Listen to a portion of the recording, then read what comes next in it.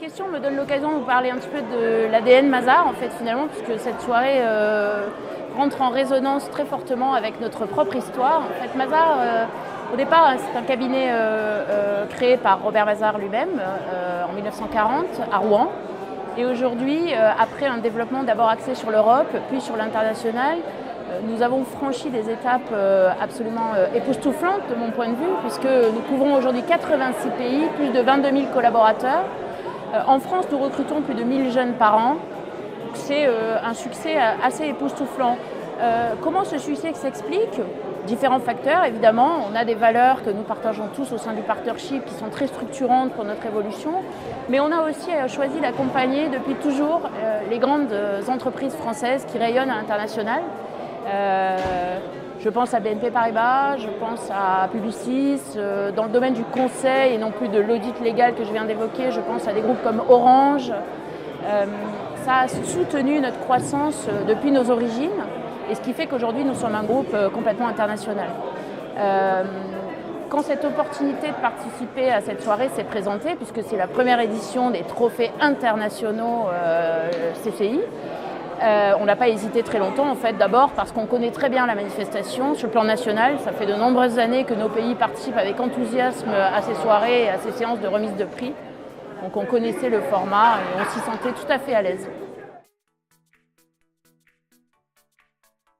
Alors nous, à notre niveau, Mazars, on aide les entreprises françaises en essayant de leur apporter le soutien le plus qualitatif possible, que ce soit dans notre métier d'origine, le commissariat aux comptes, donc dans notre mandat légal, pour accompagner, comme je l'évoquais précédemment, les groupes internationaux dans toutes leurs implantations à l'étranger, avec le même niveau de qualité de service.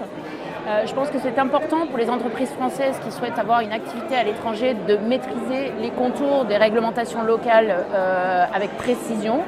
Je pense à la réglementation fiscale qui est très compliquée, quelle que soit la zone géographique considérée. Je pense aussi à la réglementation sociale.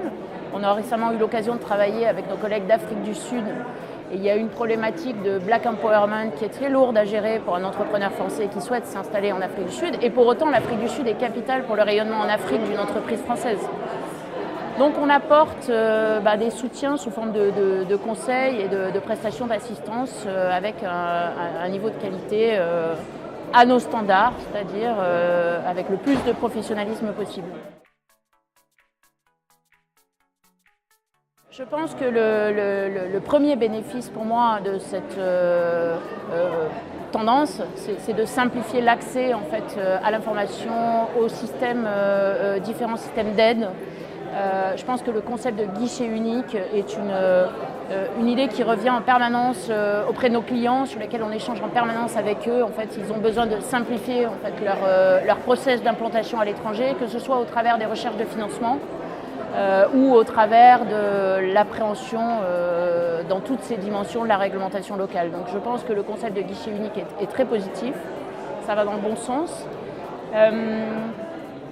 Ensuite, je pense que c'est important pour les entreprises locales d'avoir un référentiel clair qui comprend en fait, la culture d'origine, le pays homme.